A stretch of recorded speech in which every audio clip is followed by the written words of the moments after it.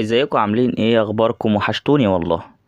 احنا عارفين ان احنا دلوقتي في مدارس وصحيان بدري وسندوتشات ومذاكرة، فخلينا نتكلم على المدارس في السينما المصرية. يلا بينا.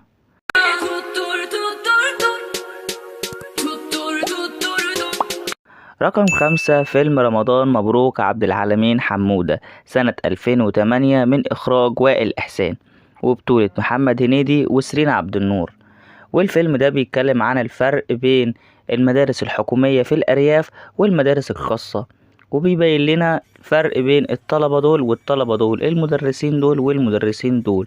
ولما وزير التربية والتعليم بيلاقي إن مفيش أمل في ابنه بينقله لمدارس حكومية في الأرياف، وساعتها المدرس ما يكونش عارف إن ده ابن وزير التربية والتعليم، وبيتعامل معاه كأنه طالب عادي، وبيبدأ إن هو يضربه بطريقة مختلفة عن اللي هو متعود عليها